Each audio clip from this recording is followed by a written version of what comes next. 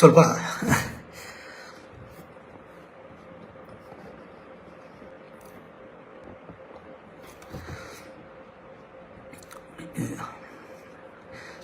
ಅವ್ರ ವಿಷಯದಲ್ಲಿ ಸ್ವಲ್ಪ ಭಾವುಕಾದೆ ಅಷ್ಟೇ.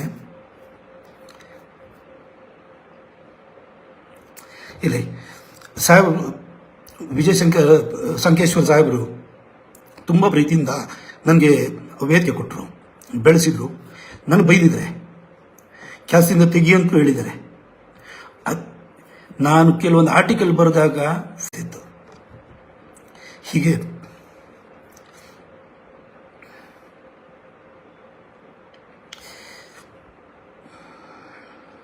ಇಲ್ಲ, ಏನು ಇವತ್ತೇನು ಭಾವುಕ ಆಗಬೇಕು ಅಂತ ಇರಲಿಲ್ಲ ನನಗೆ.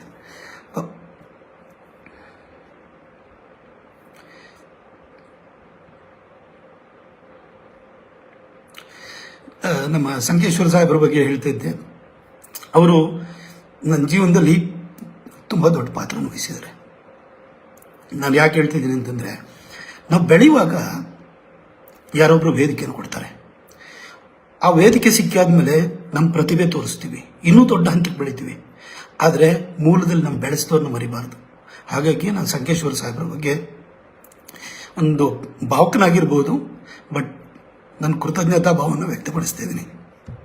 ಹಾಗೆ ವಿಶ್ವೇಶ್ವರ ಭಟ್ರು ನಮ್ಮ ಟಿಕೆಟ್ ಕೊಡಿಸೋದ್ರಲ್ಲೂ ಕೂಡ ಅವ್ರ ಪಾತ್ರ ಇದೆ, ನಾನು ಬಂದು ಗೆಲ್ಸೋದ್ರಲ್ಲೂ ಪಾತ್ರ ಇದೆ. ಎಲ್ಲ ರೀತಿಯಲ್ಲೂ ನನ್ನ ಕೈ ಹಿಡಿದು ಬೆಳೆಸಿದ್ರು, ಎಲ್ಲ ಜಾತಿಯವರು ಬೆಳೆಸಿದರು.